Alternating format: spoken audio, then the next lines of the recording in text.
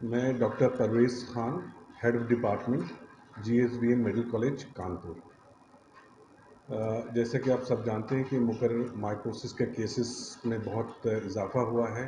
हमारे यहाँ अभी तक 41 पेशेंट्स मुकरमाइकोसिस यानी ब्लैक फंगस के केस एडमिटेड हैं। इसके बारे में ज़रा कुछ जानकारी देना चाहता हूँ कि ये होता क्या है। ये एक ब्लैक फंगस है, एक मोल्ड है, फंगस है जो हर जगह पाया जाता है और ये उन्हीं को होता है। हाँ, पहले बात तो उन्हीं को होता है जिसकी इम्यूनिटी, जिसकी जो अपनी बॉडी में जो क्षमता होती है बाहर के बैक्टीरिया से या फंगस से फाइट करने में कमी हो जाती है, उसमें होता है। कोविड में क्या हुआ है कि सभी की इम्यूनिटी गिर गई है। कोविड में बहुत ज़्यादा स्टेरॉयड का इस्तेमाल हुआ है, हाँ, उसको कोविड को ठीक करने के लिए, जिससे इम्यूनिटी फिर गिर गई है। कोविड में डायबिटीज़ के केसेस बहुत बढ़ गए हैं, जिसकी वजह से हुआ है, जो अनकंट्रोल्ड डायबिटीज़ है। और कोविड में ये भी हुआ है कि हम लोग के जो ऑक्सीजन के जो हम लोग लेते हैं उसमें कि जो उसकी जो सफाई होती है, जो नेबुलाइज़र होता है उसकी सफाई होती है, वो भी ठीक तरह से हो नहीं पाया। इस सारी वजह से कोविड के जो ब्लैक फंगस या मुकोरमाइकोसिस केसेस बहुत बढ़ गए हैं। इसमें कुछ जानकारी ये देनी है कि पहला बात, ये मुकोरमाइकोसिस एक दूसरे से नहीं फैलता है। तो अगर कोई मुकोरमाइकोसिस से कोई पेशेंट है, इससे ये बिल्कुल ही नहीं होता है कि उसके अड़ोस पड़ोस को भी हो जाएगा। उसको होने के लिए उसको, हाँ, छुआछूत की बीमारी नहीं है। और ये फैलता कैसे है? जैसे मैंने कहा, आपको अपना डायबिटीज़ कंट्रोल करना है, आपकी इम्यूनिटी आपको बढ़ानी है, खान पान में ध्यान देना है, साफ़ सुथराई की ध्यान देना है, बार बार अपने हाथ मुंह धोएं, नाकों की सफाई करें, हाँ, मुंह में गरारा करें।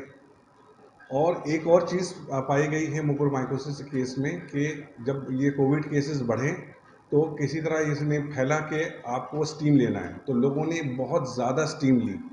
ज़्यादा स्टीम लेने की वजह से जो हमारे बॉडी के अंदर क्षमता होती है फंगस को हराने की, तो वो कहीं ना कहीं वो टूटी। जो हमारा बांध होता है वो टूटा, जिसकी वजह से ब्लैक फंगस बहुत आसानी से ये फैलता चला गया। अब ये मुकोरमाइकोसिस या ब्लैक फंगस, ये इसको कैसे पहचाने कि मुझे हुआ है कि नहीं हुआ।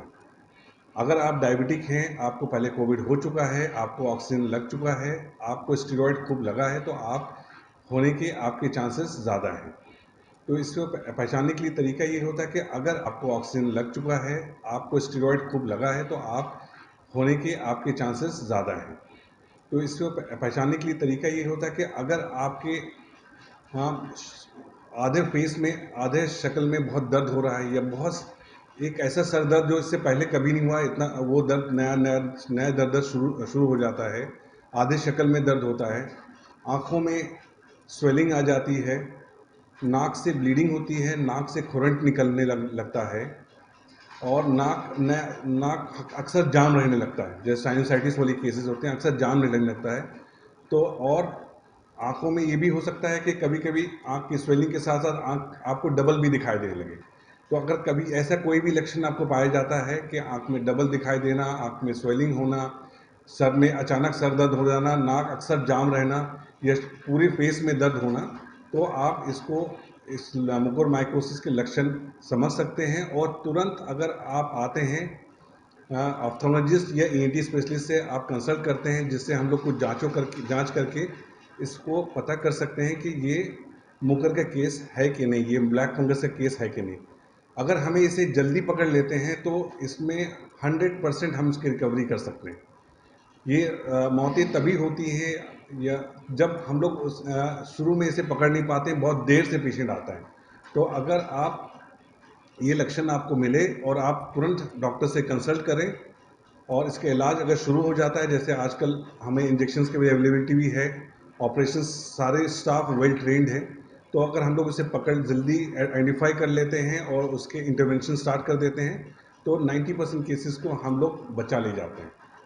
अब अभी इस वक्त जो ट्रीटमेंट हम लोग कर रहे हैं, जो ये है कि अगर आँख का इन्वॉल्वमेंट इतना ज़्यादा हो जाता है कि आँख बाहर निकल रही है, आँख की रोशनी जा चुकी है, हाँ, आँख की सारे मसल्स पैरालाइज्ड है, तो ये कहा जाता है कि उसे आँख को निकाल देना, जिसको हम लोग कहते हैं एक्सेंट्रेशन। उसमें सिर्फ आँख निकालना नहीं होता है, पूरी आँख के जो गड्ढे होते हैं पूरी उसकी सफाई होती है। वो इसलिए करना पड़ता है क्या, ताकि आँख के थ्रू वो दिमाग में ना चल जाए, और एक बार दिमाग में चली जाती है तो ये बीमारी बहुत घातक हो सकती है। लेकिन अभी हम क्योंकि इतने केसेस आ चुके हैं, जैसे मैंने कहा 40 से ऊपर केसेस आ चुके हैं, तो हम लोगों ने अब 40 पेशेंट का अगर हम लोग आँख निकाल दें तो इसके बाद मरीज़ बच तो जाता है, लेकिन इसे बहुत मेंटल ट्रॉमा होता है। उसे काफ़ी दुश्वारी होती है कि अगर ठीक भी हो जाए तो लोगों को कैसे फेस करें। एक डिप्रेशन का शिकार हो गया है जो भी पेशेंट्स का अभी तक हुए हैं। तो इसको देखते हुए हमने थोड़ा स्ट्रैटेजी को बदला है। स्ट्रैटेजी ये किया कि जिस भी पेशेंट्स को हम लोग मेंटल ट्रॉमा होता है, उसे काफ़ी दुश्वारी होती है कि अगर ठीक भी हो जाए तो लोगों को कैसे फेस करें। एक डिप्रेशन का शिकार हो गया है जो भी पेशेंट्स का अभी तक हुए हैं। तो इसको देखते हुए हमने थोड़ा स्ट्रैटेजी को बदला है।